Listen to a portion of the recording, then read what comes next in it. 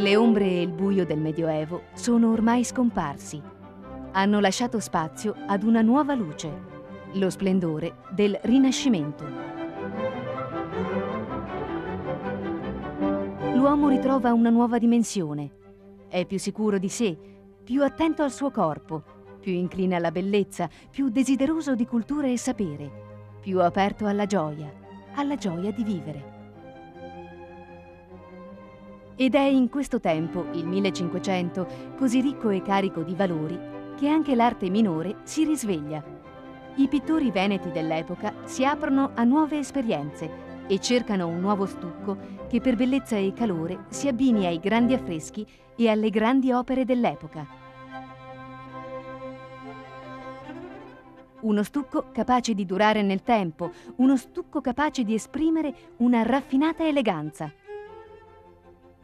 Così i pittori veneti, lavorando con miscele di marmi finissime e calce, ottennero un impasto che è entrato nella leggenda con il nome di stucco veneziano.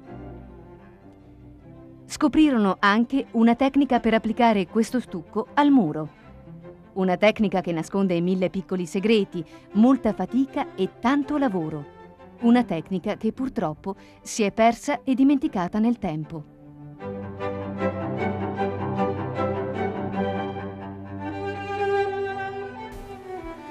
Nel 1990, stanco di prodotti freddi e tecnologici, alla ricerca di una parete vestita di semplice eleganza, ho incontrato il naturale calore di questo rivestimento. Mi sono chiesto se era possibile rendere attuale questo magico impasto e se era possibile riprodurlo con nuovi e moderni sistemi, lasciando intatto tutto il suo fascino.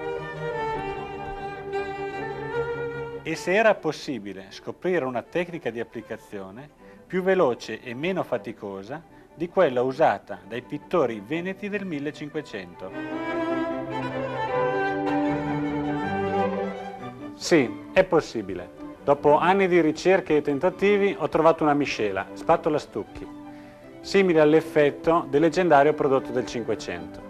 Ho lavorato su di esso per renderlo più morbido e facile nell'applicazione. Ho usato gli stessi ingredienti, marmi finissimi, minerali e calce. Ho ricavato con l'acciaio di oggi lo stesso strumento che allora si usava per lucidare lo stucco. Il risultato è sotto i vostri occhi.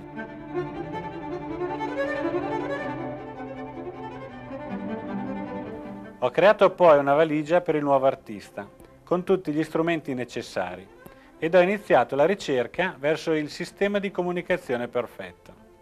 Sono partito con cataloghi principeschi, peraltro degni del prodotto, ho elaborato campionari più semplici da capire ed usare.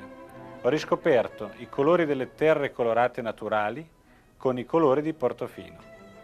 Per giungere ora, dopo 6 anni di ricerca, a pubblicare non più un catalogo, ma una rivista che trasmette suggerimenti decorativi con una gamma completa di colori e la calda sensazione di poter scegliere un vestito raffinato e durevole per la propria casa. Ma la ricerca e lo sviluppo di questi anni si è indirizzata anche verso miglioramenti tecnici ed estetici, ed il programma si è arricchito di un sistema di decorazione con stencil adesivi che permette facili personalizzazioni, di 21 colori ottenuti da terre colorate naturali e una cera rigorosamente naturale composta di saponi e cere di api. Davvero originale la storia dello stucco veneziano. Nasce nel Cinquecento, viene scelto per rivestire ambienti ricchi di fascino e bellezza e poi dimenticato.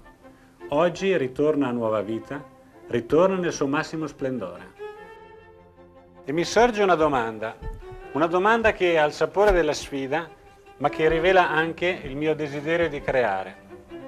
Quale sviluppo avrà questo magico impasto? Riuscirà questa arte dimenticata nel Cinquecento a diffondersi uniformemente nel mondo?